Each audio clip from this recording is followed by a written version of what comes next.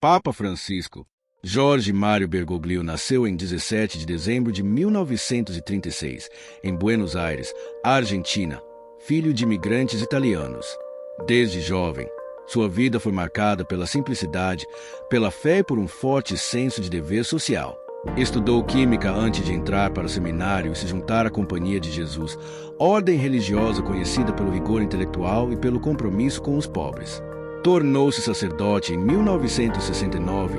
Com o tempo, destacou-se por seu estilo discreto e avesso aos holofotes. Durante a ditadura militar argentina, agiu silenciosamente para proteger perseguidos políticos, o que mais tarde geraria tanto elogios quanto críticas. Esse contexto forjou um homem que entendia profundamente as dores do povo e a complexidade das decisões morais em tempos sombrios. Ao longo das décadas seguintes, Bergoglio ascendeu dentro da hierarquia da Igreja Argentina. Em 1998, foi nomeado arcebispo de Buenos Aires. Em 2001, cardeal. Conhecido por andar de metrô, visitar favelas e recusar luxos, ele se tornava um símbolo vivo do Evangelho nas ruas. Seu lema episcopal, miserando ac eligendo, ou olhado com misericórdia e escolhido, revelava sua espiritualidade centrada na compaixão. Durante o pontificado de Bento XVI, Bergoglio foi visto como uma figura de equilíbrio, ortodoxo na doutrina, mas radical na prática pastoral. Não era um nome que aparecia frequentemente nas manchetes, mas nos bastidores já era respeitado como um possível Papa do Sul, alguém capaz de dar nova direção à Igreja. Em março de 2013, após a histórica renúncia de Bento XVI, o conclave cardinalício elegeu Jorge Mário Bergoglio como o novo Papa. Foi uma escolha revolucionária. O primeiro Papa jesuíta, o primeiro latino-americano, o primeiro a escolher o nome Francisco em homenagem a São Francisco de Assis, símbolo de humildade, paz e amor pelos pobres. Sua primeira aparição na varanda da Basílica de São Pedro já quebrou protocolos. Sem as vestes douradas, com um simples boa noite e um pedido humilde, rezem por mim. A partir daquele instante, Francisco estabeleceu o tom de seu papado: menos trono, mais estrada, menos pompa, mais proximidade. Um líder que preferia o cheiro das ovelhas ao aroma do incenso aristocrático. Francisco mergulhou a Igreja Católica em um processo de transformação, não tanto na doutrina, mas no tom, na linguagem, nas prioridades. Ele tirou o foco das guerras culturais e voltou os olhos da Igreja para os pobres, os marginalizados e os esquecidos. Denunciou o capitalismo selvagem, defendeu o meio ambiente com a encíclica Laudato Si. Abriu debate sobre o papel das mulheres, acolheu a comunidade lutia mais com gestos e palavras antes impensáveis. Mas, ao mesmo tempo, manteve posições tradicionais em temas como o aborto e a Eucaristia. Sua missão era clara: fazer com que a Igreja voltasse a ser um hospital de campanha, não um tribunal. Essa postura trouxe entusiasmo, mas também gerou resistências ferozes dentro das alas mais conservadoras do Vaticano. A gestão de Francisco não foi feita apenas de palavras suaves.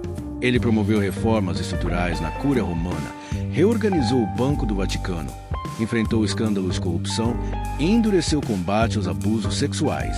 Expulsou bispos, desmascarou redes de encobrimento e assumiu publicamente a responsabilidade da Igreja. Ao mesmo tempo, procurou descentralizar o poder do papado, dando mais autonomia às conferências episcopais e escutando vozes periféricas, como a dos bispos africanos, asiáticos e latino-americanos. Convocou o sínodo sobre temas espinhosos, como a Amazônia e a sinodalidade, enfrentando críticas internas e externas. Francisco não buscava unanimidade. Seu objetivo era sacudir estruturas para que o Evangelho voltasse a ser vivido com autenticidade. Sua comunicação direta e informal conquistou milhões.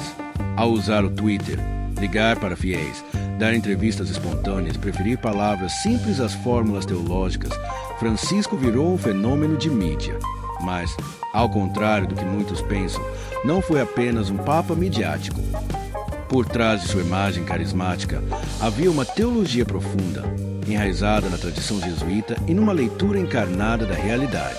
Ele entendia que, para evangelizar no século XXI, era preciso falar a língua das pessoas, não diluindo a mensagem, mas traduzindo-a com misericórdia. Seu estilo pastoral encontrou eco principalmente entre os jovens, os pobres e os afastados da Igreja. Para muitos, Ele representou um novo rosto do catolicismo, mais humano, mais acessível, mais verdadeiro. As reações ao seu pontificado foram intensas. Enquanto multidões lotavam praças para ouvi-lo, dentro da igreja surgiram resistências.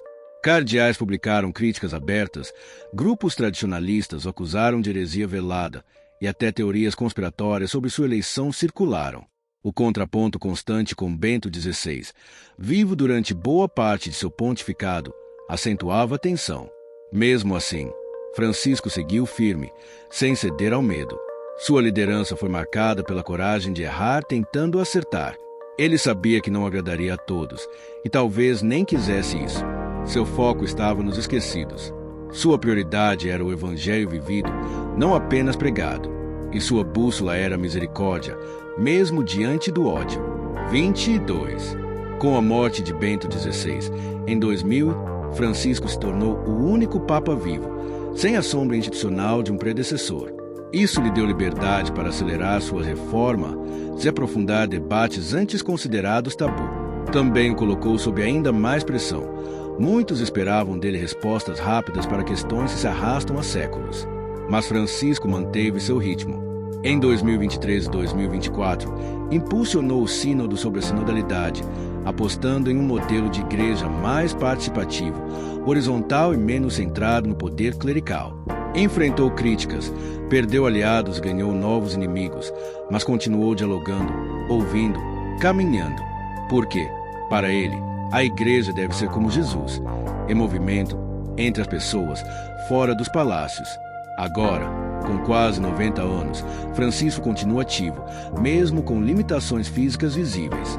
Ele já deixou claro que está aberto a renunciar, caso sinta que não tem mais condições de governar, seguindo o exemplo de Bento XVI. Mas, por enquanto, permanece firme. Sua presença inspira milhões, irrita outros tantos, mas ninguém passa indiferente a ele. Francisco não é apenas um papa, é um símbolo vivo de transformação em meio à crise global da fé. Seu maior legado talvez não seja uma encíclica ou um sínodo, mas o fato de ter devolvido à igreja sua dimensão humana. Um papa que chora, tropeça e segue. Um papa que não tem medo de sujar os pés para lavar os dos outros. Quando a história julgar o pontificado de Francisco, não será apenas com base em dogmas, mas em atitudes. Ele fez o papado uma plataforma para os que não tinham voz. Rompeu protocolos, desafiou estruturas, constrangeu os poderosos e abraçou os pequenos. Mostrou que a santidade pode vir com sotaque portenho, olhar cansado e passos lentos. Seu nome ficará gravado não apenas nos livros de história da igreja, mas no coração de quem encontrou esperança em suas palavras. Francisco não tentou ser um herói. Tentou ser um discípulo fiel, ainda que imperfeito. E nisso, talvez tenha sido o mais radical de todos. Porque em tempo de medo e ódio, ser misericordioso é um ato de rebelião. E ele rebelou-se pelo amor.